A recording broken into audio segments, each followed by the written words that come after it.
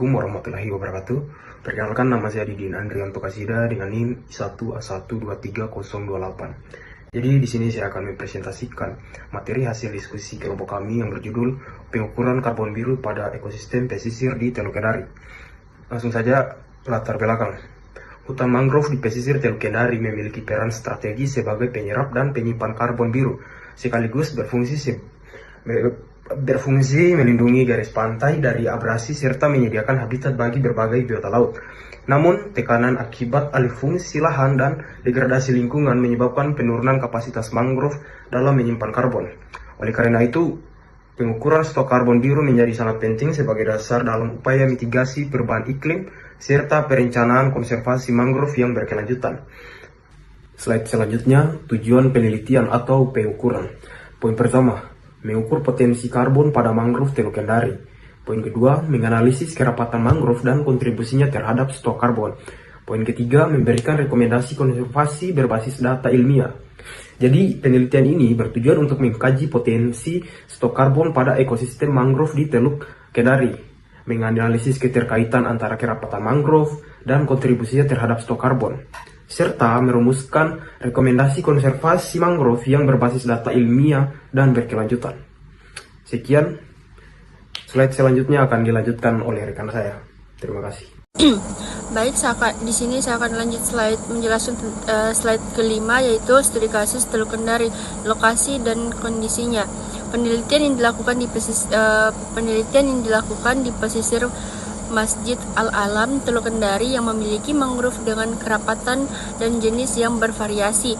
Kawasan ini mengalami tekanan dari alih fungsi lahan dan urbanisasi yang dapat menurunkan stok karbon. Meski begitu, mangrove di Teluk Kendari memiliki potensi karbon biru yang tinggi, sehingga penting untuk mitigasi perubahan iklim. Assalamualaikum warahmatullahi wabarakatuh. Perkenalkan, nama saya Nurfa Ain dengan NIM I1A1233056. Di sini saya akan mempresentasikan bagian metode penelitian dan parameter karbon biru. Dan yang pertama adalah metode penelitian. Yang pertama, kita melakukan survei lapangan. Tim mengukur diameter batang, DBH, dan tinggi pohon mangrove untuk menghitung biomasa pohon dan akar. Dan yang kedua, melakukan analisis karbon tanah. Sampel sedimen diambil untuk mengetahui kandungan karbon organik sehingga stok karbon total dapat dihitung secara menyeluruh. Dan yang ketiga, ada persamaan alometrik. Perhitungan biomasa dilakukan menggunakan persamaan alometrik yang sudah terstandarisasi untuk mangrove, sehingga tidak perlu menebang pohon. Dan selanjutnya ada parameter karbon biru. Yang pertama itu biomasa pohon dan akar. Mengukur jumlah karbon yang tersimpan di vegetasi, baik di batang, daun, maupun di sistem perakaran mangrove. Dan yang kedua ada karbon tanah.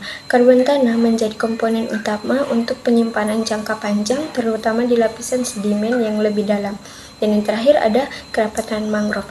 Area dengan pohon lebih rapat mampu menyimpan karbon lebih banyak, sehingga kerapatan menjadi indikator penting kapasitas stok karbon.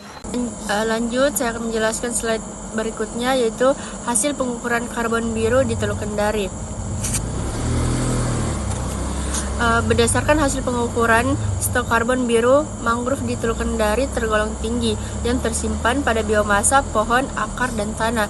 Kerapatan vegetasi sangat berpengaruh, di mana area mangrove yang lebih rapat menyimpan karbon lebih besar. Hasil ini sejalan dengan penelitian Dani et al. Tahun 2025 serta Wahyuni et al. Tahun 2022.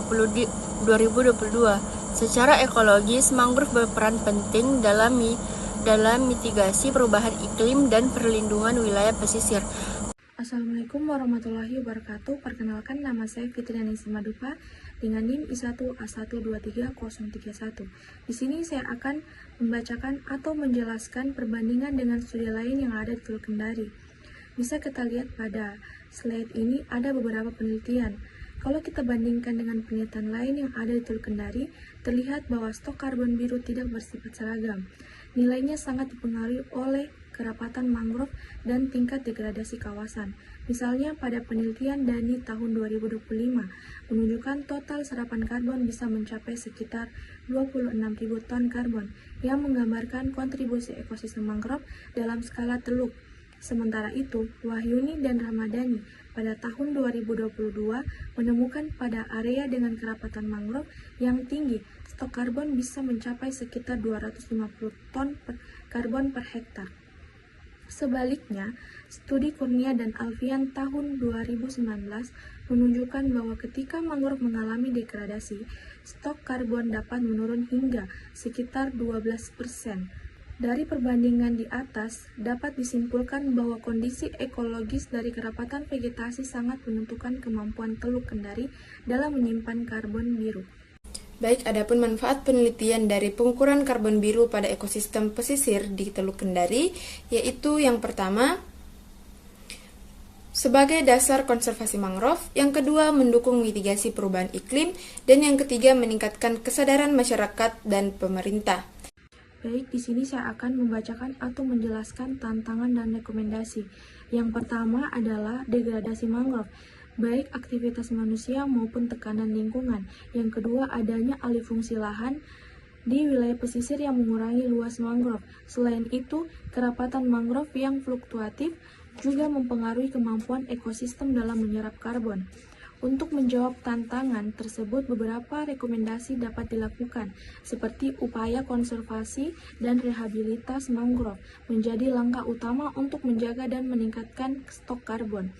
Kemudian, penggunaan teknologi seperti penginderaan jauh perlu dikombinasikan dengan data lapangan agar estimasi karbon lebih akurat.